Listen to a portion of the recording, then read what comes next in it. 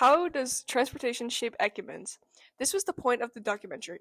Although the answer seems obvious at first glance, however, when diving deeper into the system that is transportation, it is way more complex than one would think. When starting out, we noticed that the spatial patterns were off balance, such as the bus stops were closer together in Talbot Central, whereas everywhere else the bus stops were much farther apart. So you can get on the Talbot bus every 10 minutes, but if you're on the north side and you miss the bus, you have to wait an entire hour before it gets back to you. Which would obviously affect the people and how they can access transportation. With one-third of the population being composed of the elderly and youth under the driving limits, they would be the target demographic of public transportation. However, with the stops more spread out in residential areas, it is hard for them to access. And with the city expanding, they do implement new stops. But with this, they don't account for just how many people will be accessing these stops and only implement so many in these areas. We noticed that the new neighborhoods were being built in the southeast and northeast.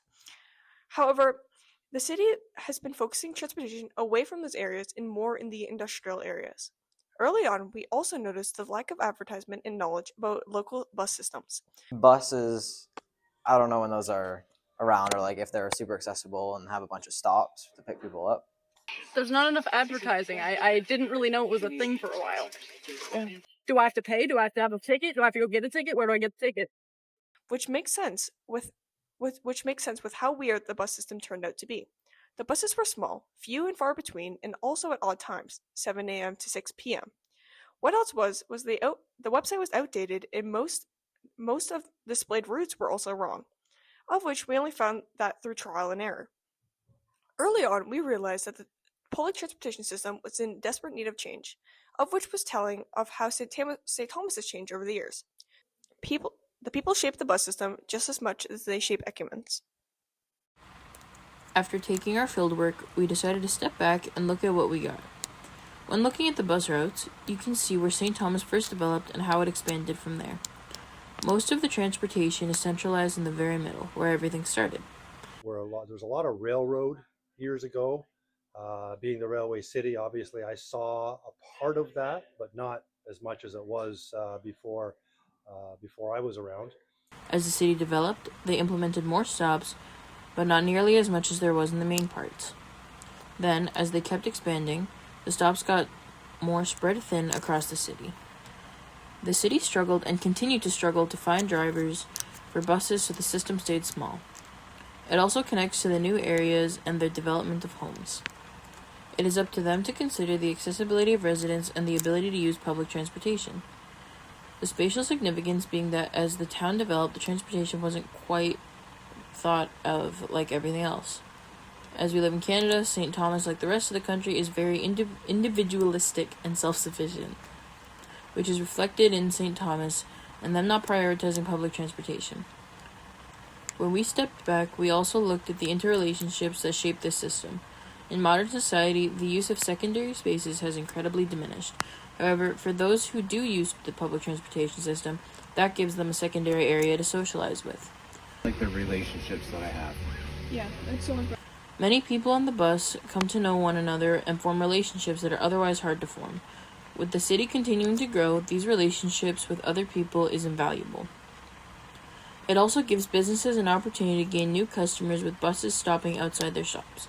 Overall, what we saw when we stepped back was a system in desperate need of a change. The bus system was outdated, construction was everywhere, and people alike were unable to get around, especially if they didn't have a car or access to one or any other form of transportation. This led to us brainstorming ways this system could be improved, and we came up with 2 possible solutions to fix our current system. The first one being improved transportation routes. This includes implementing more routes and covering more ground, along with making them not so far apart from each other. It would be more like a 15-20 minute walk between them. This would benefit anyone who takes public transportation or people who don't know much about it. With more transportation out there, more people would know about it and it would be utilized more. Although it wouldn't benefit everyone, such as Uber drivers or those who offer transportation services, but they could just become a bus driver themselves if it's really their passion. Short-term citizens would take time to adjust and learn about the new system and routes, but when they get implemented in more residential areas, it would be impossible to ignore. What else would be the influx of tax money being spent to upgrade these systems? However, long-term user rates would increase with more people having access to the bus. leading to more money going to the city overall. This will make St. Thomas more sustainable as a whole while also increasing the overall satisfaction of the people who live here. Another possible solution would be to change the active transportation corridors, that being implemented not just more buses but also alternate transportation methods. They have trouble getting around St. Thomas and that there isn't enough transportation. Such as electric scooters, more available bike lanes, and sidewalks. These issues with trying to bike around town, I'd appreciate if there was more bike lanes and more bike safety in general. Not very walkable because So it's unsafe to walk in St. Thomas. in a majority of spots, yes. What else is investing more into the active bus system? This would be effective because with more buses and other transportation, congestion cut down and reduced. With most construction nowadays being focused on roads, it is clear that the most used form of transportation. A lot more vehicles on the road. I expect even more in the near future with the battery plant starting. However, with more transportation corridors, we wouldn't need to focus on making driving easier if it's not the most used anymore. I feel like every time that I've gone out driving, there is like my path has been disrupted by some form of like construction in one way or the other. Plus, it could potentially cut down on travel time if there's more buses going from place to place, as you won't have to wait 15 minutes to an hour in between buses. Many people would benefit from more transportation corridors. Students would have the freedom to access alternate transportation other than relying on people with licenses, whereas current drivers would be annoyed with the increase of walkers, bikers, and buses on the road. Short term, there would be a lot of construction to implement these corridors. However, that means long term, things would be more independent for students and the elderly and less work for working class citizens. It would also be more environmentally friendly and promote healthy living with more physical activity. Overall, it would promote equity now, no matter social standing or ability, as everybody can access transportation. With equal opportunity to transportation, more people would be able to get a job, shop, and just be a part of the community, which overall will create a better and more sustainable community.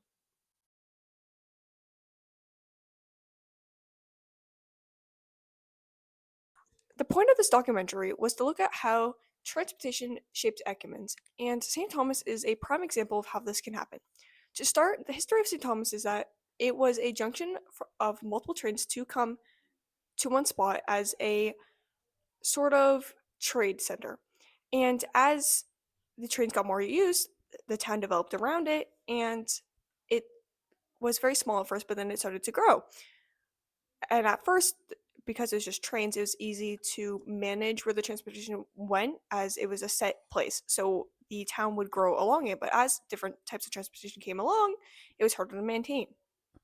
With the more recent transportation developments like the bus system, which people of St. Thomas are excited for and are grateful for because most towns that are of similar size to St. Thomas don't have that privilege. Everyone was super excited about that until the city started to expand, making the bus stops more spread out and making them harder to access for people in certain residential areas or newer, how do I say that, newer built Residences.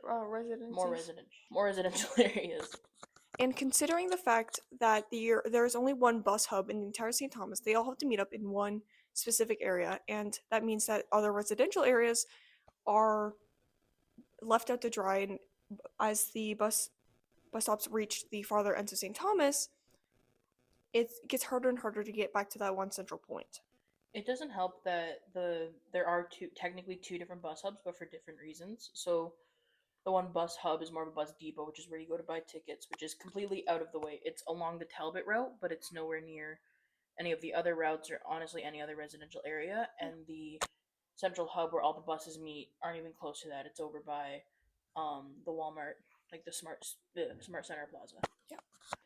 And so our town is shaped by the access we can have to transportation, such as the railways, but it is expanded with how much more land is around it, that it is also travelable, but also that spreads transportation thin. And as we are a highly dependent country and society, most people opt to drive their own cars, although that is not sustainable or equitable at all.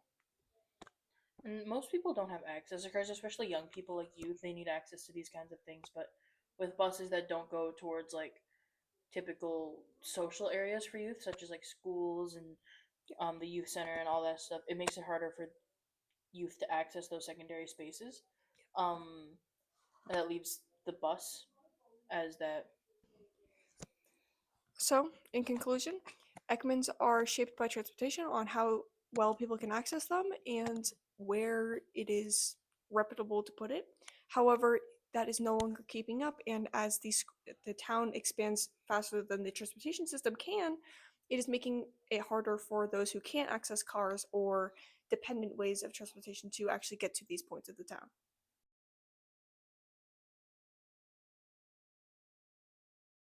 Industry had diminished over the years. Also, our bus system has improved. The public bus system, the transit system, is much better than it was many years ago, and people are utilizing that to get around, which is good because then there's less cars on the road. We need to continue building that system too to help serve people better.